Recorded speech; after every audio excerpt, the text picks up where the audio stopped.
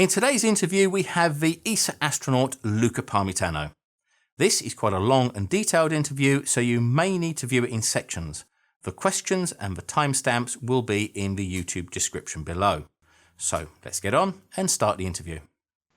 Welcome to Curious Droid, and in today's episode we have a special guest here today, Luca Parmitano. Hello everybody. He is ESA astronaut. A little bit about him here. Luca is a lieutenant colonel in the Italian Air Force. He's qualified as a test pilot and flown over 40 different types of aircraft. He was the first Italian to perform a spacewalk back in 2013 and spent a total of 166 days in space. That is all correct. Yep, and that was all in one consecutive go. That's correct yep, too. all yes. in one go. And he's qualified as a Capcom, which is the capsule communicator. So he talks with the other astronauts when they're on spacewalks or EVAs. And we believe you're due to go back for another mission to the ISS, maybe 2018, 2019, somewhere around that. So at this point in my training, I am training to be the backup for an expedition that will go up at the end of 2018. Normally, the flow to the flight is that 6 months after you've been a backup, you are prime, and so you fly about 6 months later. So sometimes in the first half of 2019, I should be going up again. Right, and you'll be looking forward to it? Well, absolutely. Otherwise, we wouldn't be here. Exactly. Now, after my last interview, I like to sort of maybe find out what made you become an astronaut. I mean, it's a bit of maybe a long question here or a long answer, but when you were at school, or maybe when you just left, did you ever think that you would end up where you did, being an astronaut on the ISS? I think that the only time where I actually thought that it was going to happen was very, very, very close to it actually happening. Right. So I was selected in 2009 with a selection that started in May 2008 and ended up 1 year later. That through those months, I thought that I could do it, but I didn't really think it would happen. But certainly never before that I thought it would actually happen. So it was always a dream in my. Yeah. It was always a dream. Right. So you started off in the Air Force. Did you do anything? I think you studied political science before then. Did you have any ambitions to become a politician or something like that? No, absolutely not. It was all by chance, as a matter of fact. So I didn't actually choose to study political sciences. When I joined the Air Force, when I went to the Italian Air Force Academy, which is slightly different from the way you guys do this in England. Right. The Air Force Academy in Italy is a full-fledged college. It's a 4 years. You go in right after high school, and that's where you go to college. When I won the selection, which is not too different from what I did for ESA, as a matter of fact. When I won the selection to be a part of the Italian Air Force Academy, that year they decided that they would have two parallel courses for the cadets. One side of the course would be aeronautical sciences, the basic course, which is not really a civilian degree. And then we also at the same time followed the teachings for with the University of Naples in political sciences. The idea is that if you study political sciences, especially with the international background, it gives you a good solid basis later on to take up your roles as a commander, as management. Yeah, because obviously you're dealing with other international people, things, that sort of thing. Exactly. So political sciences wasn't certainly my choice. I'm more science oriented, more engineering oriented. But in the end, I was happy to study that because I learned later on that it's too easy to study the stuff that you like. It's a lot more you learn a lot more when you study stuff that you don't like, because they don't come easy to you, and so it forces you to learn things that otherwise you would not be aware of. It's much more of a challenge. Yeah, it is, but you also gain more from it. So you progress through the Italian Air Force. You become a test pilot. You trained in America with the US Air Force, and then you end up with a selection for ESA. How did you get to this? How do they choose people from the air forces? I should imagine there's lots of competing air forces around the world. How do they sort of say, right, well, we'll have this person here, this person here, and this person here? What's that process, and how did you end up there in that process? So, being in the Air Force didn't have anything to do with it. Right. Fair enough. So, and it actually went a little bit the way around you said it. So, as soon as I finished the Air Force Academy, the 4-year process, I was sent to the US to become a pilot. So initially, I went to the US, I went to pilot school. Yep. I got my wings, went back to Italy, went to fighter school. So for 7 years, I was a fighter pilot. Right. Learning how to be an operator in different environments, learning how to use my machine, my airplane. After that, the Italian Air Force called me to do a selection to become a test pilot, together with the top of my class. So about 10 pilots from my class, all going through 2 grueling weeks of selection. And then out of that, 2 people were selected, myself and one of my classmates, and we were sent to test pilot school. So again, more studying, more flying, more learning. And I qualified as a test pilot. At the same time, ESA, the European Space Agency, came out with a call for astronauts. And that's why earlier I said I never thought it would happen. Because last time they had a call for astronauts, it had been in 1992, right, when I was 16 years old. And so definitely at 16 years old, I didn't have a chance. And when I looked up other ways to become an astronaut with NASA, you have to be a US citizen, which obviously I'm not. So I didn't think it was possible. I just didn't think it was possible. So throughout my life at that time, I was just looking forward to do stuff that I really like doing, being a fighter pilot, being a test pilot. I love to fly, and I love my job as a test pilot and what it comes with it. But when ESA came out with this call for astronauts, it basically said to all the citizens of the countries that belong to the European Space Agency, and there's 22 of them, they said, send us your CV, and we'll see if you have the right stuff, so to speak. So initially, I didn't even want to do it. I thought, I don't have the right stuff. I'm too young. I'm too stupid. I don't have what it takes to be an astronaut. I'm a young test pilot. I need more experience. I'll do it next time.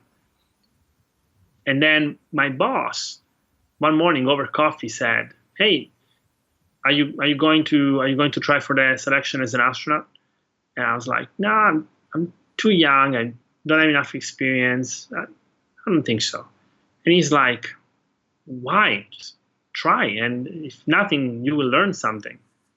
And I thought, well, if my boss is telling me to try, then I probably should.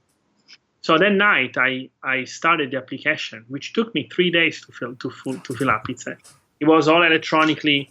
It was an electronic application. I went in and I filled all the different things, tried to make it as perfect as possible, and I sent it in. And I didn't know at the time, but that was already a step of the selection, because out of about 8,420 applicants, I think. Yeah, about 8,400 valid applicants, because one of the prerequisites was that you would send a medical certificate for flight, what we call a class 1 medical certificate. And a lot of people, I guess, didn't do that because it costs money if you're not a pilot already. So out of those 8,400 people, only about 1,000 got called to go to Hamburg for the first part of the selection. So already the application was a very important part of it.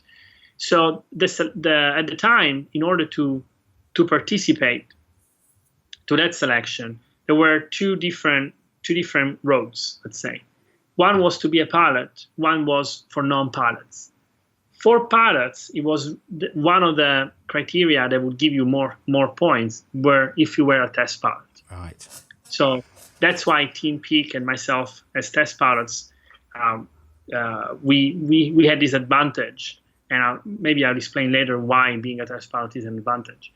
On the other side, the other path for non-pilots was you have to be a scientist, either a scientist or a medical doctor, who in a way is also a scientist. And then if you are a scientist, it would give you extra points if you were, a scientist, an engineer, or a medical doctor, and it would give you extra points if you had a PhD. So after that initial selection, we went to Hamburg, where there is a test center for a selection center for Lufthansa, and we went through a special program, 13 tests in about 8 hours.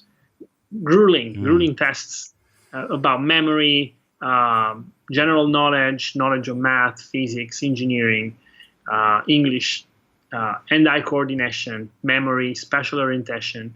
And out of that step, about 200 people came out. And at the time, we didn't know, but ESA was selecting in a reverse order. They knew how many astronauts they wanted at the end. They said, we want 5 to 10 astronauts. And so they said, if you want 5 to 10 astronauts, we're going to have to interview 20. Right.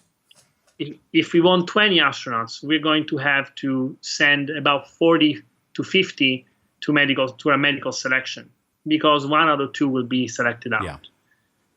And if we want 45 to 50, we are going to have to interview 200 through a psychological selection, because we're going to weed out one. We're only going to take 1 out of 4. And then they said, if you want 200, we're going to have this many at the selection. So we were at 1,000, and then we went down to 200 for 1 day of psychological profiling. Out of those 200, they selected, I believe, 45 to go through the medical selection. And then out of 45, they went down to 22. They went to in front of a committee that asked us for about an hour. They interviewed us about the why, the ins and outs of our background, and about our personality, what we like, what we don't like, why we wanted to be astronauts.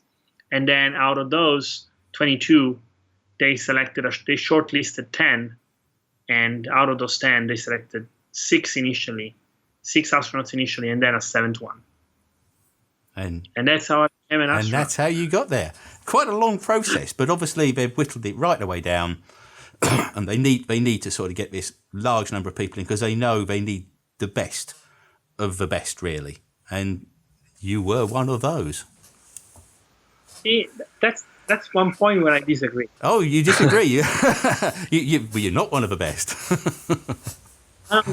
I think that a lot of people that were in that selection, a lot of those people could be in my place right now. Right. I have no doubt. It's not that I think so. I have no doubt that they could. I'm certain that a lot of those people could be in my place. What do you think would be the reason for that? The way they went about things, or they sort of put it to one side and maybe came back to it, or didn't put it absolutely as their top priority? I think sometimes there's a combination of things that happen that will lead your life one way instead of another. Even the reason I became a pilot was, in a way, one of those events. Right. And let's say that you're going for an interview, but you have had a very bad day, like a very bad day, and you show up, and even though you're a very good person, and on any other day you would be brilliant and shine and be your communication could be great. That day is just one of those bad days that everybody has.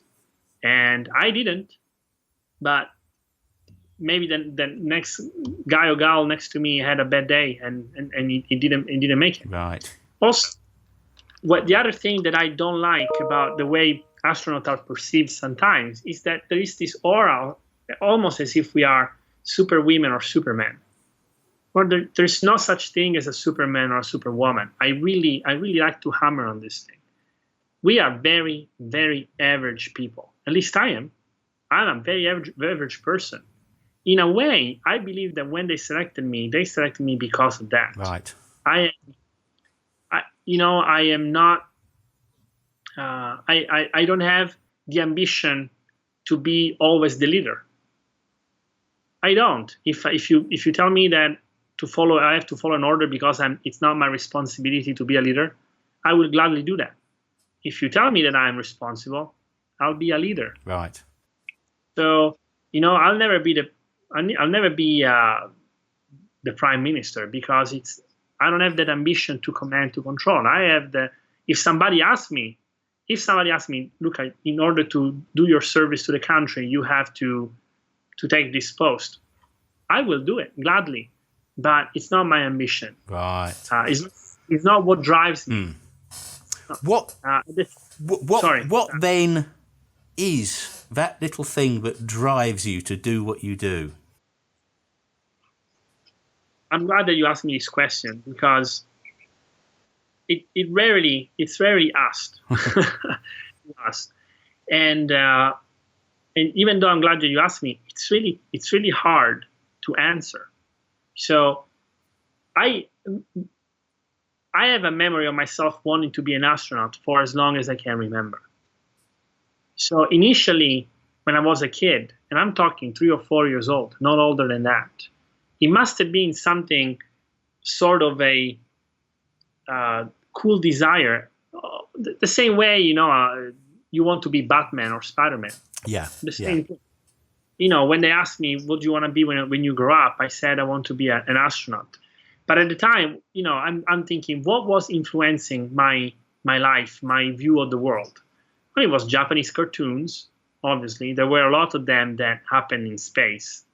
There were the initial launches of the space shuttle.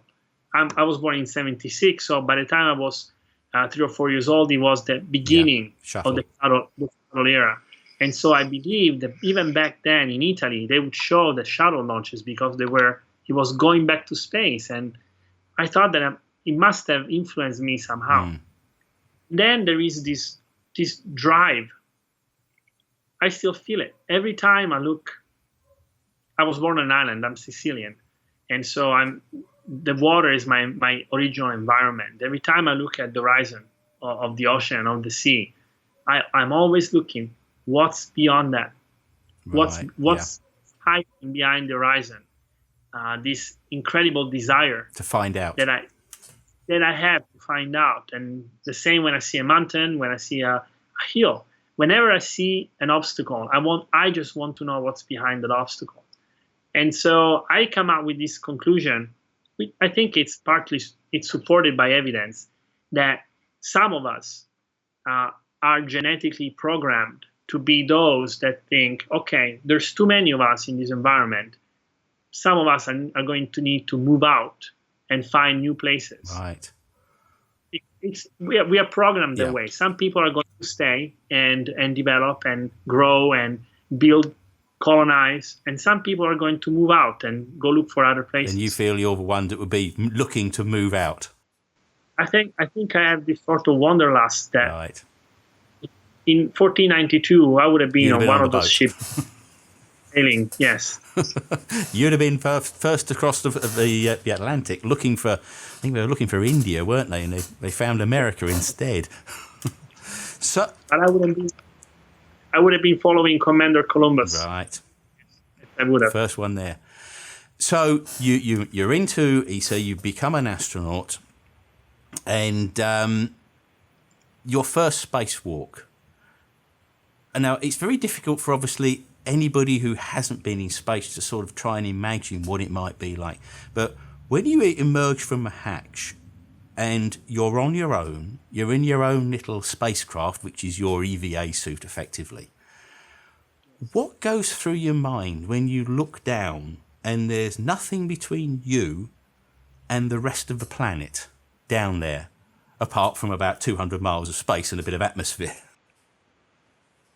So as a rookie, the moment I did Star come out to the hatch, I went as EV2. There are always two people that go EVA. EV1 is the leader, goes out head first. EV2 goes out with feet first. Right. And so I'm pretty positive that one of my main thoughts was, please don't screw this up. Please don't screw this up. Because at that point, you are, a lot of people's work depend on how you're going to perform. Yeah, and you're on your own because you're going out through the door. Everybody's watching you. It's now your big time, isn't it? Yes. And so I certainly was very focused. That's what I mean. I was very focused at the time. Plus, we went out on the first TVA, July 9th, 2013. We went out in the darkness. Oh. We went through the sunset as we were getting out. So my first view was of pure blackness. So you would have seen maybe some cities or something, depending upon where you actually were over the globe, as it sort of floated past. Don't forget that 70% of the globe is covered in... If you're over the Pacific or something like that, you're going to see nothing. 2 times out of 3, you're not going to see a lot. Right. Yes, in the darkness. So I think because of a combination of things, I was just focused and I didn't really look outside because it was so black and dark, and I think we were over the ocean. So I was like, let's get this done. Let's show everybody that I got this. Right. I can. This is my spacesuit. This is my spacewalk. And even though I'm a rookie, I know how to perform. Right. As a matter of fact, there is initially when you come out, there is this thing called adaptation period. They put a buffer of 15 minutes in your schedule if it's the first time, so that you can try and move yourself and say, okay, I get it. This is how you move. But I said, I'm good. Let's start work right away. I was out and I'm like, this is good. And you know what? I really felt at home. I felt so good. I had felt energetic and I was pumped up, and I'm like, I got this. I know this is my spacesuit. I know how to move in this thing. And turns out that I was working pretty fast for a rookie. My EV1, Chris Cassidy, is one of the strongest men on Earth, if you want me. He's a ex-Navy SEAL commander. This was his 4th or 5th spacewalk. So the guy knew what he was doing. And I'm not saying that I was keeping pace with him, but certainly I did not disturb the flow by being too far behind or too slow. Right. So that was the first thought, which is not the answer that you're looking for. Yeah, you were sort of thinking when you step out and you look at the vista of the Earth below and you think, wow, now I know what God feels like, or something like that. But when you walk out and it's completely black, it's a bit of an anticlimax almost. So now, this is 40 minutes later. I'm done with my first task, which was to take some experiments that were left outside for about 6 months. These are material science experiments. You take different little samples of different materials, and you expose them to vacuum, heat, cold, atomic bombardment. Radiation, so it's a very important experiment. So I took 2 of these experiments and took them inside. And then I took what we call the APFR. It's an adjustable portable foot restraint. It's the thing that we can lock our feet on so that we can work with our arm. Yes, you see him standing on it, yeah. Exactly. That's the thing that you see picture of astronauts standing on it. I attached that to the robotic arm, and then I got onto the robotic arm with my feet. And with Chris, the reason why I did that is because we were going to move and install these huge pieces of equipment that are too big to carry on your own. So my job was to carry them from one side to the other on the robotic arm. So this is still in the darkness. I have this huge piece of equipment, and so Karen inside is moving me with the robotic arm from one side of the station to another. It takes about 6 or 7 minutes. Yeah.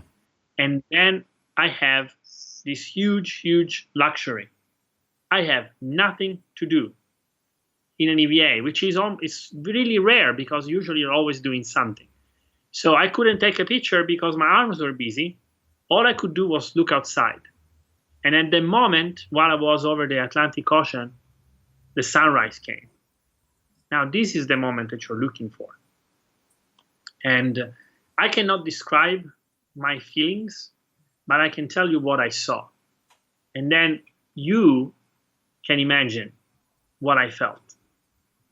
Because there were really too many things going on in my head at the time to express in words. But imagine that you are completely surrounded by darkness. Yeah.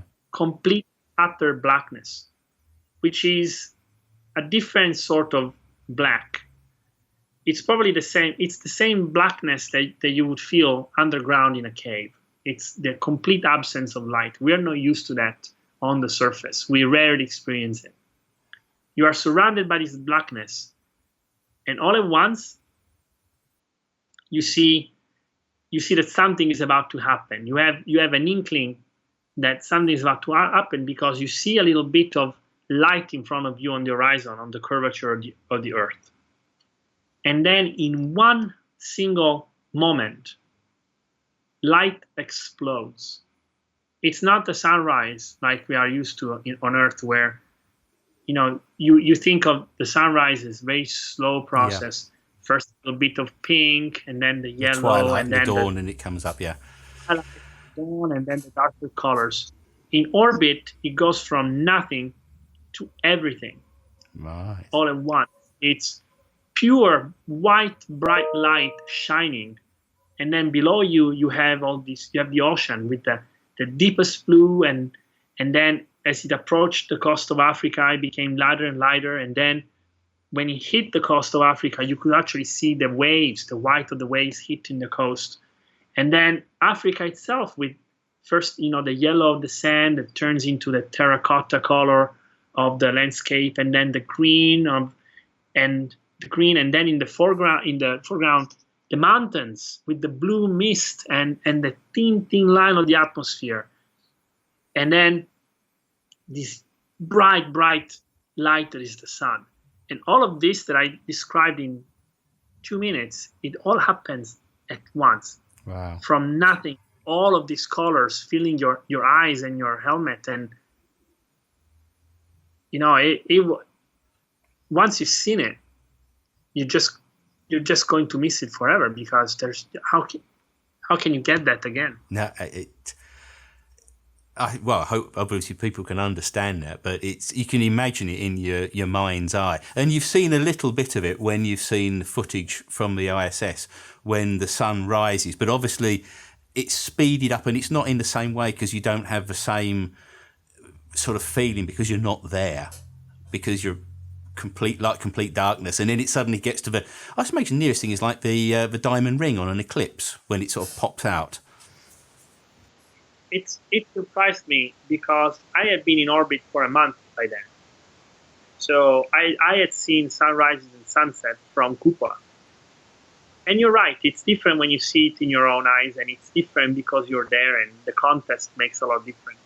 And so for me, the fact that it impacted me so much because I was outside. And you're out, you're just... I see you. I actually watched a little bit of the footage from your first EVA when you're on the end of the robotic arm, and I think you were taking pictures at the time. And obviously that must have happened just before that point. And I didn't realise how dark it was. I thought that obviously you might be starlight or something, or lights from the space station itself, but you say it was like completely pitch black. If you look towards the sky, if you look away from the Earth and from the space station, it's black. Mm. It's a black that seems to envelop you and absorb you. Yeah, obviously your eyes are not used to seeing the stars because you've come from maybe a bright area and you're still adjusting to the light. The space station will be illuminated by lights, and where we have lights. We don't have many, but we have lights on the robotic arm. And also, if the Earth is illuminated, it's going to completely obscure everything else. Your eyes will not be able to pick up stars. Right, yeah, it's just too dim. Right, yeah. It's like standing in a car park and having the lights on, and then you look up and you say, I can't see no stars, because you've got too much ambient light. Yeah. Exactly, yeah. So that was your sort of standout moment, really, is that first point where you see that sunrise just coming over the horizon, it just pops, and that's it. And it's a moment where you actually realize, look where I am and what am I doing. Exactly, and you think, that 3-year-old will be so happy. He's right there. He's right there with you. Exactly. And he's just that's the person that's surprised. It's the 3 years old. The astronaut is all business. Yes. He's thinking about the next thing to do, how to install this thing. Yeah. The 3-year-old is right there. He's the one that's still crying, thinking about it.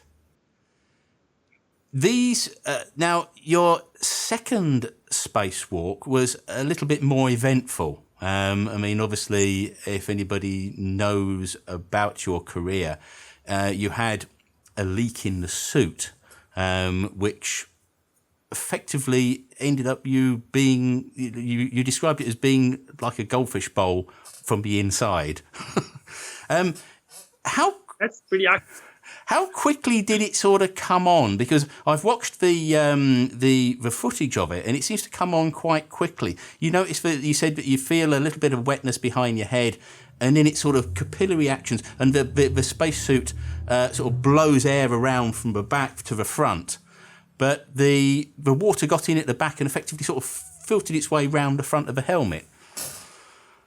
That is right. Initially, it felt like a pretty slow process. Because the initial water was getting soaked up by the helmet, the comm cap, the communication cap that we use for instead of earphones. Yeah. So it's supposed to be waterproof, but the water in orbit just went through the fibers and kind of soaked it all up. And that's when I felt it on the back of my head. What I didn't know is that it kept accumulating and creating almost a bubble of water over my head until it finally just filled up the top volume and crawled over my eyes, and everything that happened later. Right. I mean, did you at that? I mean, I heard them talking on the Capcom saying that they were looking into it, and then they advised you to move back to the OSS. In that time, and you feel like that. Because obviously people think, oh, a helmet filling up with water, it fills up this way. But of course it doesn't in space. It's just going to go everywhere because there's no gravity for it to sort of fall to the bottom. So it's going to go everywhere. The last thing you want to do is to sort of breathe it in and get it in your mouth, because then you're going to have a coughing fit inside a space helmet. And that's the last thing you want. So you say you got it in your ears and it went over your eyes. So you had to find your way back to the hatch. Almost blind. So when they call for the terminate, it means that the terminate is just almost a quiet way to end the EVA in case something in case of a contingency. Let's say there were two ways. There is the terminate and there is the abort. Abort, it means somebody's going to die. We're just going to go as fast as we can and repressurize. A terminate is like, okay, you go back, and Chris is going to stay back and finish up, put everything in a configuration that is safe. And at that moment, when they told me to go away without Chris, I felt that I wished that Chris would come with me. Because that's how we do things. Yeah, as a pair. As a pair, yes. But, I didn't think that I was at risk. I felt uncomfortable, but I didn't think I was at risk. Right. But then only about... sorry, carry on. Then after only about maybe 20 or 30 seconds, I turned the corner. The space station is big, but it's not that big. You just have to navigate in 3 dimensions. So you have to imagine, and even though I was maybe 85 feet away from the hatch, I'm navigating through this jungle gym of parts that you cannot touch. It's very delicate. You have to follow very specific paths. And then in order to navigate in 3D, I had to change the orientation of my body. I had to go upside down relative to the Earth. And when I did that, I think that the motion, because of the mass of the water and because how inertia work, I think that basically I rotated around the water itself, and the water went over my face, it went over my eyes, my ears. It actually went over my nose. And because of capillarity, it went straight up my nose. So in a second, I was upside down. I couldn't see anything anymore. I couldn't breathe through my nose. I couldn't hear anything, and I felt very isolated. So even though I could breathe through my mouth, the thought at the moment was, how much water is there in this helmet, and how much time do I have before it fills up? I should imagine that would be. Did you get frightened at that point? I'm sure I did. I'm pretty sure I did. It's just that the reason why we train is not that to overcome that. Right. So the idea is that you are a trained astronaut, or a trained pilot, or a trained fireman, right? So if you're a pilot and you see the engine fire light come on, you're not gonna try and eject right away. You're gonna take a series of action. If you're not a trained pilot, you see a fire light, you're going to panic. But as an astronaut or as a trained astronaut, now I better be scared, otherwise I'll be a fool, because certainly it was a risky moment. But the training that we get is, okay, what's going on and what is the solution? What do I do? I had an instruction. I had to go back to the airlock. So at that point, I was trying to just figure out how to get back to the airlock without seeing, and trying to move as little as I could in order to keep my mouth free from the water. Yeah. But obviously, there's things you train for, and then there's the unknowns. And I imagine this falls probably into one of the unknown categories, because spacesuits don't normally leak water. It's the last thing you sort of think of. So it's not the sort of thing you think, tell you what, we must train them just in case they get a water leak in the spacesuit. How many times has that happened before? I know it's happened since in the same suit. So whether that was a faulty suit. Yeah, no, it was a different leak. It's a different leak, was it? It was a very different sort of water. Right. Different event. Right. It wasn't nearly as dramatic. And the source was different, which is more important. Right. It was a difference of water, different. So it wasn't a leak, as a matter of fact. Right. It's called condensation carryover, and it happened to Team Copra together with Team Peak on his EVA. He did as well, did he? It happened to Tim as well. Team Copra. Yeah. Team Copra that was out with Team Peak. Right. I see. Yes. Yes, that was 2016. That was, and I believe it was the same suit, wasn't it? Yes, it was, but we had changed the system by then. But my suit was faulty at the time. We just didn't know. Right. We didn't know, and so you're right. And this is the way I see it. We actually train for emergency, and what I mean by that is, by an emergency, I do think of the unknown. It's everything else that's in the checklist on an airplane, on a machine, is a contingency. You have a set of instructions that tell you what to do, and you need a little bit of training to perform those actions, but not extensive. Now, when you are a trained professional, you are trained for emergency, meaning you are into the unknown, but you have the resources to react to the unknown. And so that's why I don't take any credit for that event. I'm glad that I survived it, and that it ended up being a good day. But I don't take the credit, because the reason why I did survive is because they taught me how to react. I've been trained all these years to react and to perform even in critical times. Yeah, even if it was something which was completely out of the blue and you hadn't really sort of expected. Those are the real emergencies. Yeah, exactly. When you don't know it, and it's how you react to a real emergency rather than something. Yeah, well, I've got a pretty good idea. I know what's going on, but when something completely comes out of the blue, that's the end of your real test, isn't it? That's right. Yeah. Yeah. So these EVAs, they last up to like 7 hours at a time. That's a long time to be in a space suit. How? I mean, you think you're in space, it's weightless, there's no air resistance, but how much effort is there involved in actually moving around and using a spacesuit, especially over these long periods of time?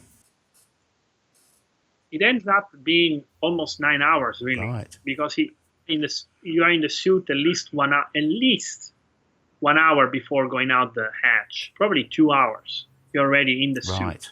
And it takes another 45 minutes before you come out of the suit after you're back. So it's a whole day in the suit. So you better understand that it's not going to be comfortable. The spacesuit is not made to be comfortable. It's a compromise between protection, maneuverability, and ergonomy, with very little ergonomy. Right. So it's hard because the suit is pressurized, and every time you move a limb, everything you move is going to cause you some effort. You're going to fight against that pressure, that force. That I think one of the hardest part though is your dexterity. As a matter of fact, you have no dexterity because the gloves are pressurized. You have a bladder underneath that is inflated, and that's where your fingers are touching. But then you have an external glove, which is the protection, and that part is farther away from your fingertips, so it bends. It doesn't give you any good grip, and also because it's pressurized, it opens up your fingers. Right. And these two fingers are too weak to really fight against the force and be useful. So really, you're only using these three fingers to do everything. And most of the things we do are manual. We have to drill or use a wrench. Use a mechanical wrench to operate all the work that we have to do. We have to grab things. We have to hold on constantly, and so you're opening and closing your hand for 9 hours against this force. And every time you have to imagine, every time you squeeze, it's like squeezing a tennis ball. That kind of effort. Right. And so after 9 hours, you're going to be exhausted. So I mean, this is something which you look at people doing this, you think, oh, that can't be that bad. But then obviously as you explain it, it's actually a lot more work. And the joints, there's only limited joints in the actual spacesuit. So you're saying you don't have elbow joints or knee joints. So you end up like a Michelin man almost, where you're there. And then you've got gloves which you can't really sort of hang on to stuff easily with, certainly small things. And also the way that the suit is built. Let's say that I have something in front of me and I want to put it up here, which you would think it's a very simple motion. You just raise your shoulder and reach up. If you try to do that, you would encounter force because the shoulder only rotates. So the one thing you want to do is like realign the shoulder, then rotate the shoulder, and then go like this in order to reach over. If you have enough experience in the suit, which we get underwater when we train on the ground, you're going to do those motions automatically. But if you don't, you're going to fight the suit and you're going to lose. And so because those metal joints are made of, they're metal, they're blades, and so they cut into your muscles. Right. And you really have to be careful. Also, the suit is not made for your body. It's a general size. There are 3 sizes. They kind of adjust it to you. It's not personal. So let's say that you have very wide shoulders, then you're lucky because you have more motion to reach over. But if you have to wear a bigger suit because of your sizes, then it's going to limit how far forward you can push your shoulder. Right. I mean, you cannot fight that, and so your motions are limited. So that's part of it. That's part of the effort. Another thing that people don't think about is that when you are in the sun, you are exposed to a surface temperature about 150, 180 degrees. That hot. And even though, yes, that's hot. that's pretty hot. There's nothing to preventing the full force of the sun rays to hit you. So it's gonna it's going to get really hot on the outside of the suit. Right. Now you have a cooling system, but the cooling system will only kind of stabilize your temperature. It will slowly creep up. So by the time you are towards the end of the sun pass, you're gonna be hot, especially if you're working.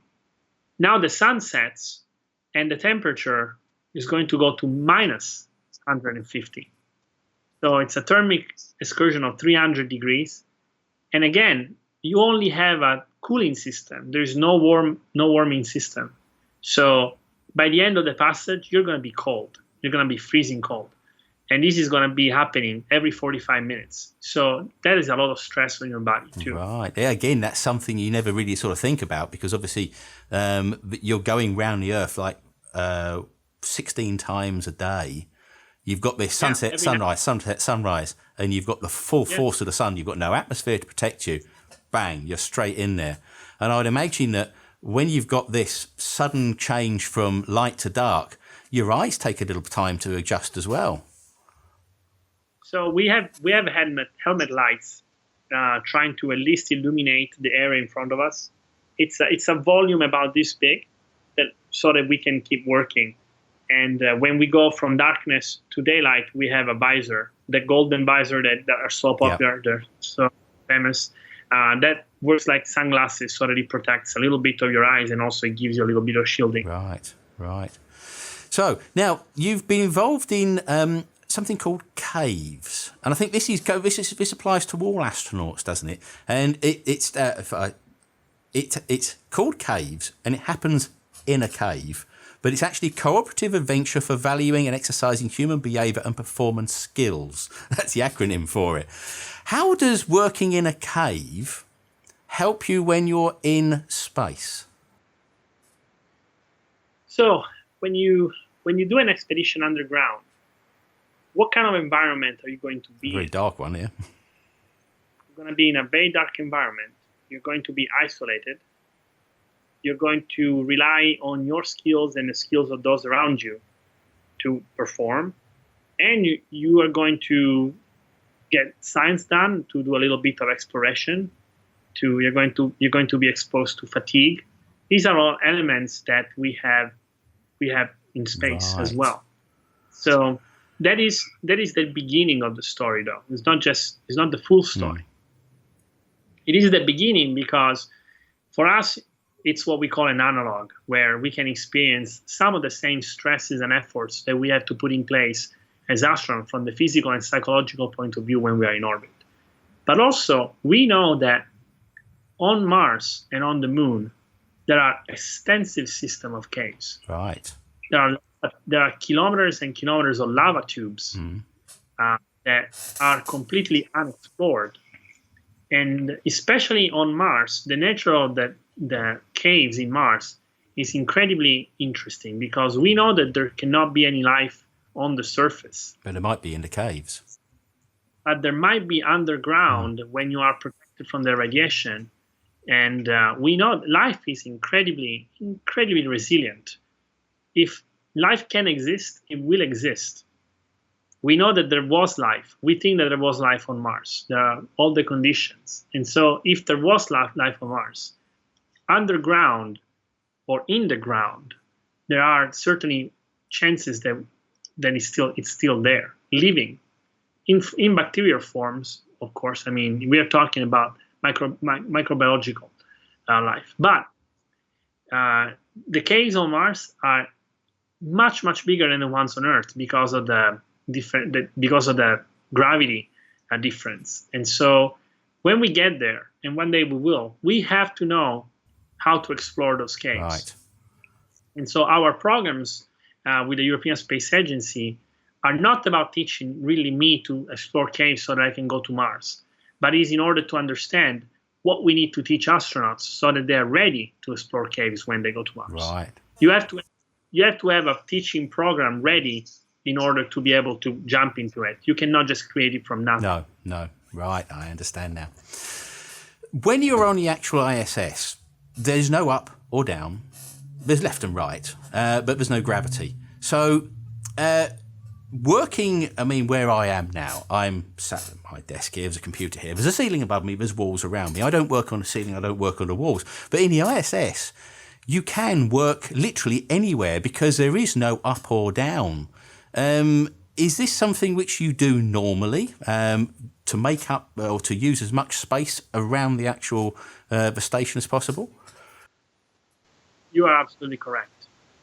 However, we use a convention so that we understand how to move around and how to find things. So we talk about a deck, right, which is the space station that points down, overhead, which is going up. Then in the direction of flight, we say port, starboard, forward, and aft. Right. And this is how we locate things. And because of the shapes and the colors, we always know which part is deck, which part is overhead. Right. And then we decide starting from that, we know all the other directions. But it is true that we use all of the surfaces on the space station to work or for stowage. So if you listen to the loops of the space station, you will hear Capcom saying, okay, Luca, I want you to go in node 3, overhead 4, alpha 2, and retrieve this piece of equipment. And so that gives me a map. Right. So I go find it.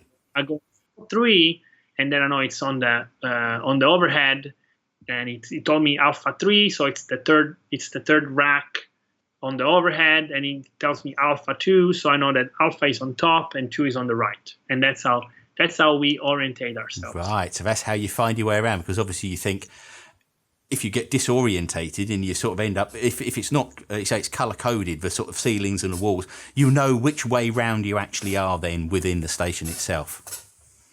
Or you can choose it. For one day, if you want to say that the overhead is your way down, you flip, and you choose to. So it's not fixed. It's up to you if you want to say, okay, I'll have down as that way instead today. Yeah, you choose. If you choose that down is up, as long as you know where you're going, nobody. Yeah, it doesn't matter. Right. Excuse me. You work a normal 8-hour days on the shift, I presume. Is that correct? Almost, I would say. In reality, well, it's not like we go home for dinner and no. And so we really work 12 hours a day. Right. We wake up around 6 o'clock in the morning, 6:30. Some of us prefer to wake up early and have breakfast and then jump onto the sport machine, the equipment, the exercise equipment. If we get that done early in the day, it leaves us all the space during the morning and the afternoon to work. Right. Because I'm not saying that we are all overachievers, but we certainly understand that the time in orbit doesn't belong to us. It belongs to the people that sent us there. It belongs to the people on the ground. And so you want to work for them. You want to perform. Right. So we wake up at 6:30, and the first appointment officially, we go to the toilet, we shave, have breakfast, use the toilets for all the normal uses in the morning, and then the first official appointment is around 7:30 or 8 when we talk to the ground. And the ground is going to tell us if there is any difference from the program that we have on board versus what they expect from the ground. Right. We go and then we start working. We work. We have a small break. It's planned for an hour, 45 minutes to an hour for lunch, but no astronauts takes an hour for lunch. We take 20 minutes, if that, because what's going to happen is I'm going to take out a tortilla, I'm going to slap something inside, roll it, eat it, and go back to work. Work on the go. And then, yeah. You don't leave crumbs and tortillas lying around somewhere, though. Well, that's why we use tortillas, because they don't make crumbs. That's a good idea, yeah. If it's bread, it'd be bits of pieces floating around all over the place. But tortillas don't make crumbs. That's why we use them. Right. They're very easy to use. Right. What do you do in your time off then? Because obviously you got 8 hours, about 12 hours a day. You've got the rest of the time, you've got a bit of sleeping time. What do you do in your downtime? So after dinner, around 7 o'clock in the evening, sorry. After we're done with work around 7 o'clock in the evening, we have dinner, and usually by 7:30 or 8 we are done.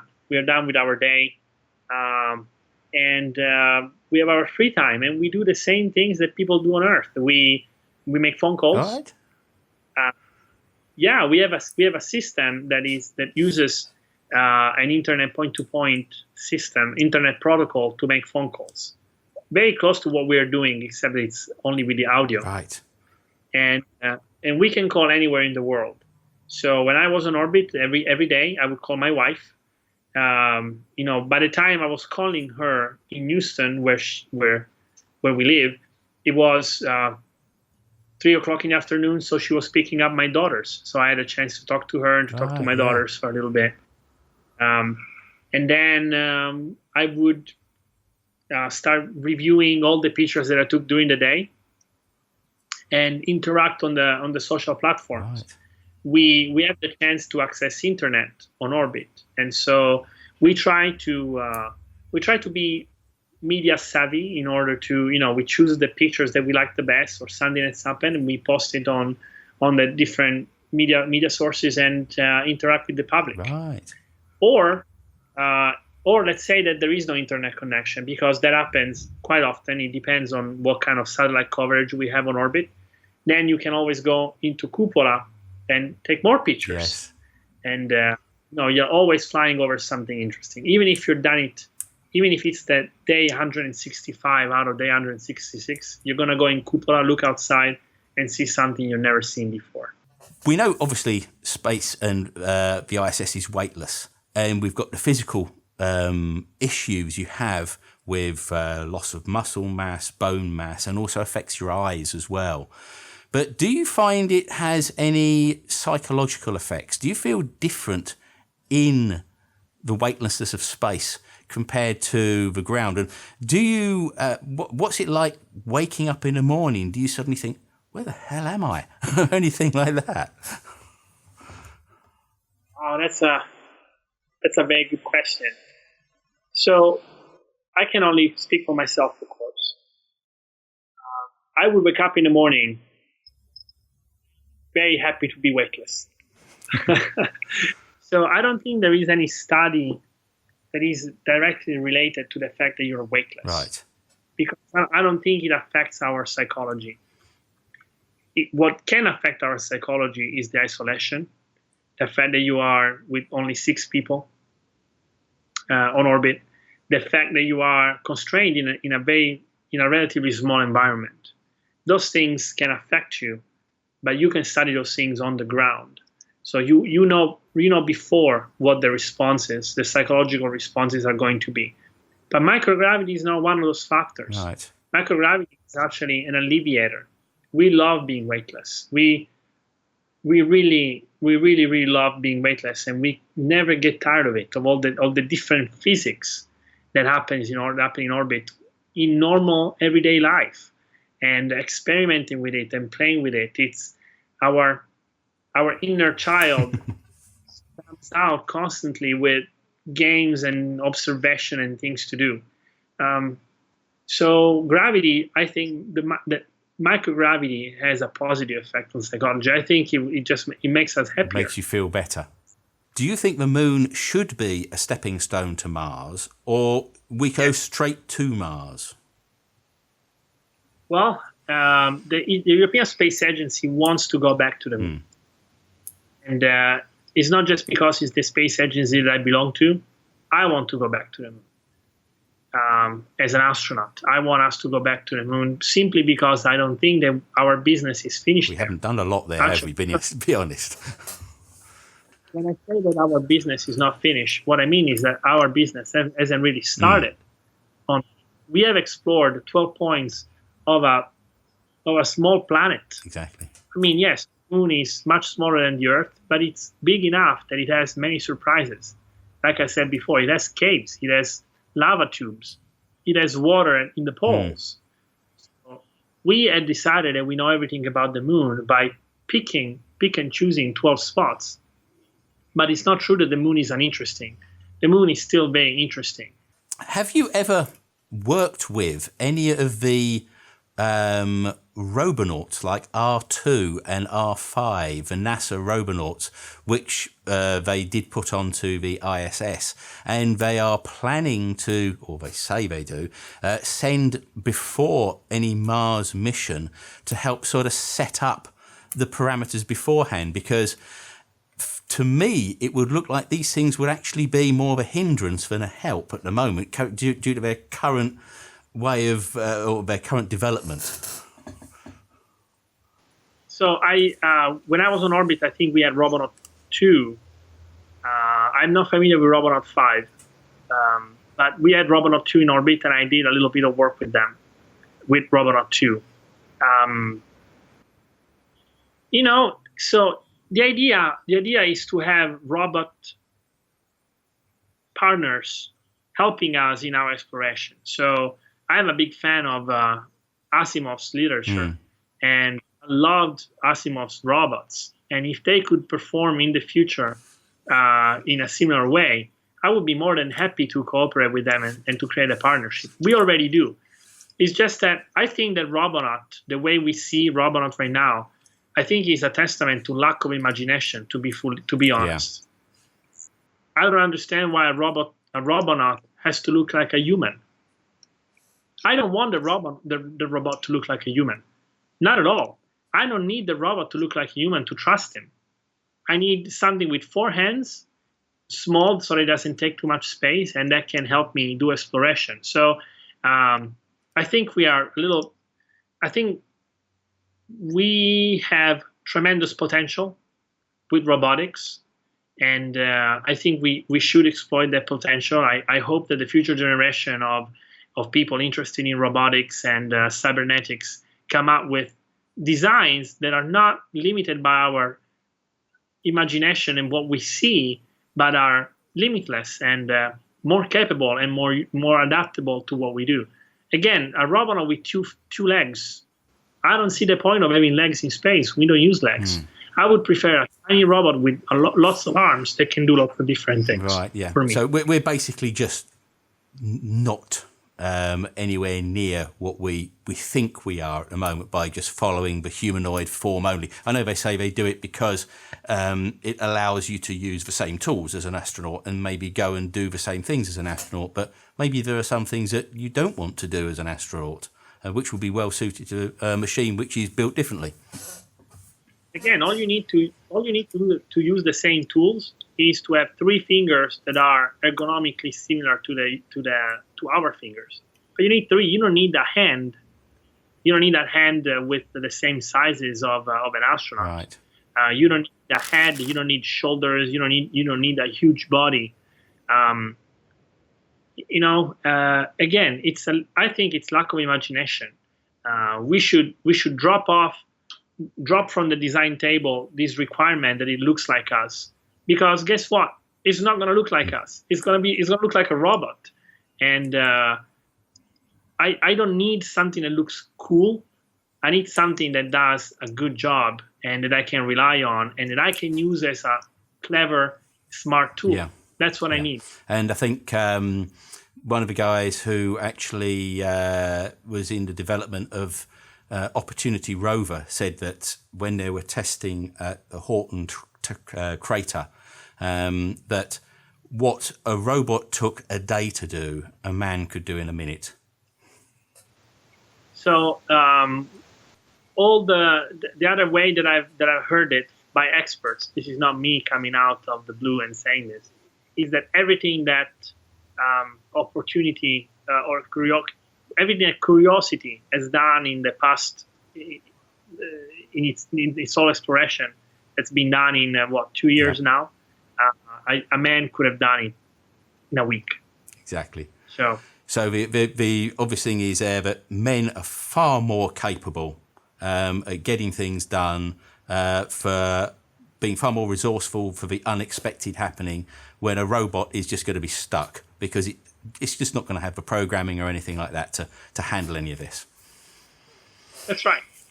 And, I love Opportunity and Curiosity and what they're doing on Mars. I think we need more of those to kind of understand what we're getting into. But we are not going to be satisfied as explorers until we put our foot on Mars, until we leave the print of our boots, until we feel the sand in our gloves. It's when a man actually is there, then the interest occurs. When a robot is there, it's just a machine. But when it's a man on there, that's the difference. On that point, if you were offered the Mars mission, would you take it?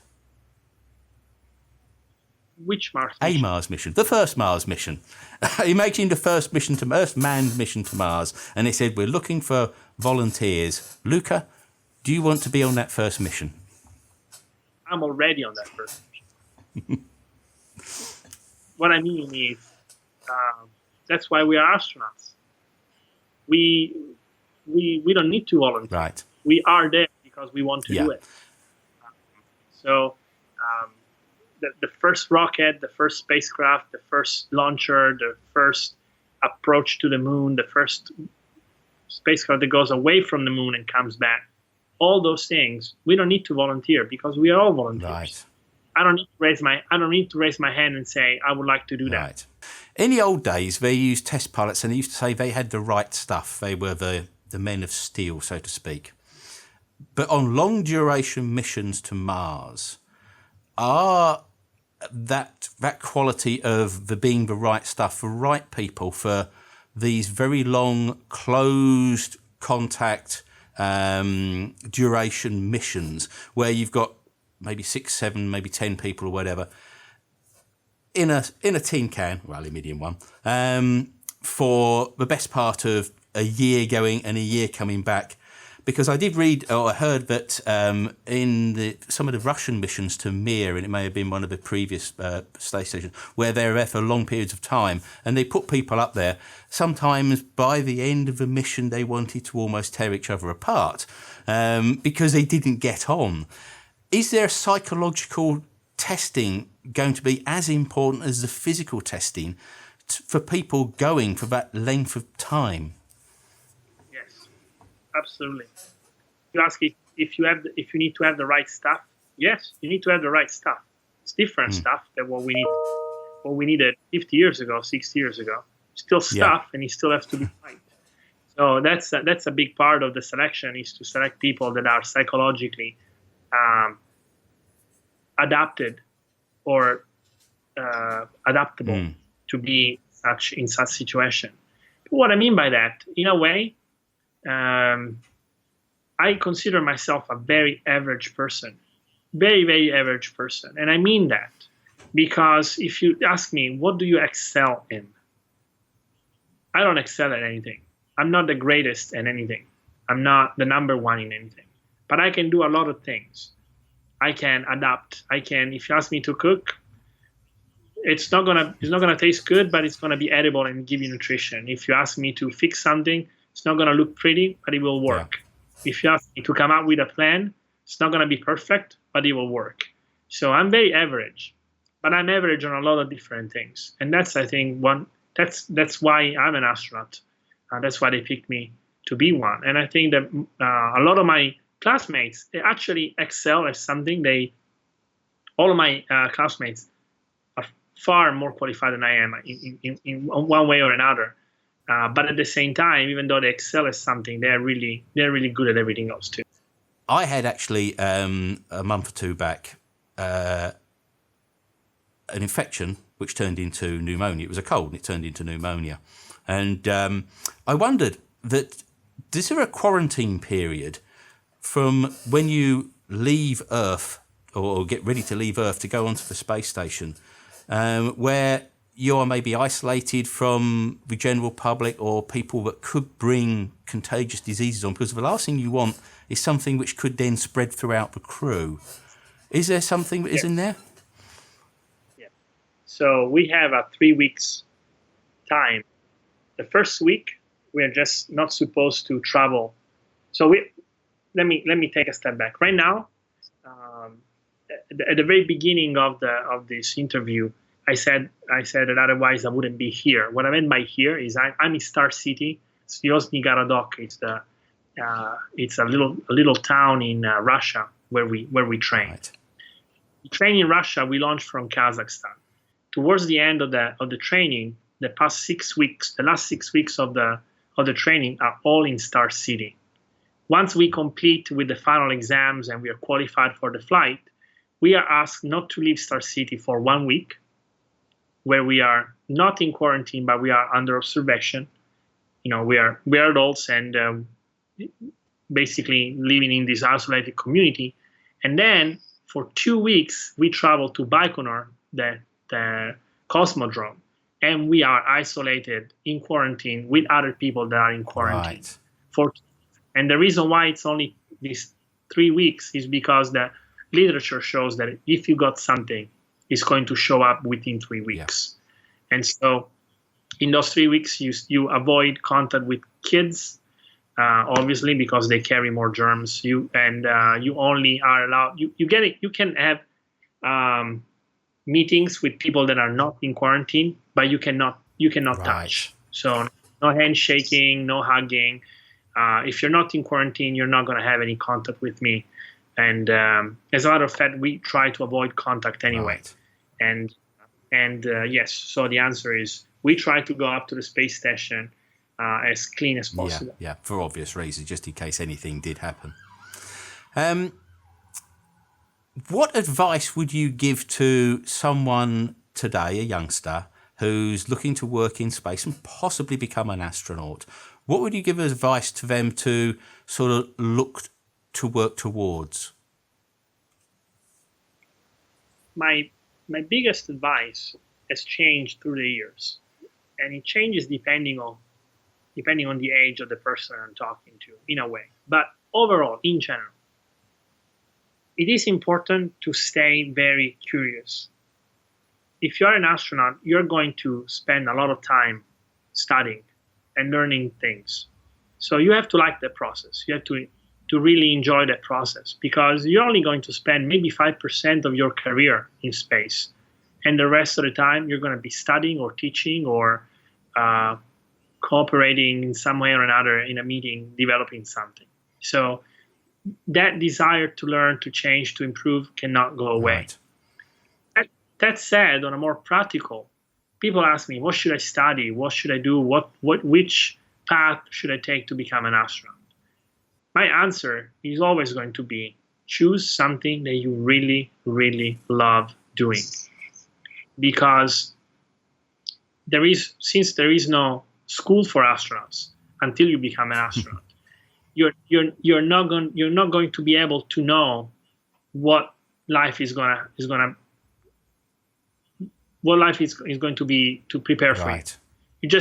You just don't know. You don't know if you can be an astronaut. So unfortunately, at this stage of our space flight, we cannot tell somebody, choose this path so you can be an astronaut.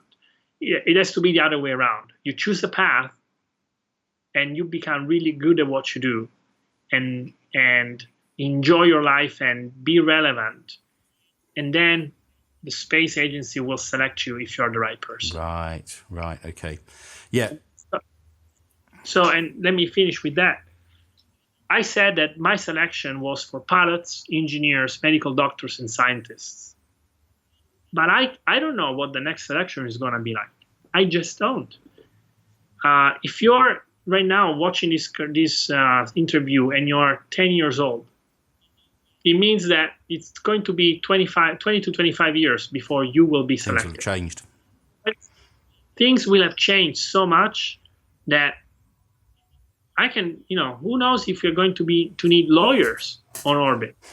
God. So, I hope not. But maybe we're going to need specialized cooks. Maybe we're going to need specialized artists, because we are humans. Art is part of our civilization. So who knows? I certainly don't. So I want the kids that are watching this interview right now, I want them to understand that they need to choose a path so that they can be good and relevant. Right. Whatever that path may be. And then, first of all, they will be happy no matter what will happen. They will be happy because they will be relevant. That projects will be fulfilled. Yeah. And secondly, it could be just the thing that that a space agency or one of the future societies, companies that look for astronauts may be looking for. So you never know. Right. Okay, well, last thing, because we've been going on for quite a time now, actually. If you didn't become an astronaut, what do you think you might be doing now? I would be flying as a test pilot right now.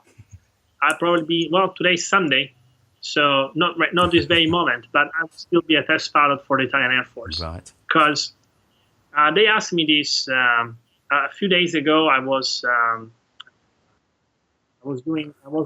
a social platform doing an Ask Me Anything session, and they asked me, do you ever regret? Do you wish you had another job? And my honest to God reply was, I had the best job on Earth, which was being a pilot, flying. And now as an astronaut, I have the best job off Earth. So that's what I would be doing. I'd be flying. Right. And on that, I think we shall now have to fly ourselves. So, Luca Parmitano, thank you very much. It's been an absolute pleasure to have you on Curious Droid. And I hope that your future missions will be happy ones. Thank you very much. I'm sure that my future mission will be. I lost the right to complain about my life, so I'm positive it's going to be great. Thank you very much for your time, your attention, and for this chance to talk to the public. Thank you very much, Luca. So there we are. I hope you enjoyed the interview, and you can also follow Luca on his Facebook page on the link showing, and also on the ESA YouTube channel. And I would also like to thank Devon Johnson for organising the interview. So it just remains for me to say thanks for watching, and please subscribe, rate and share.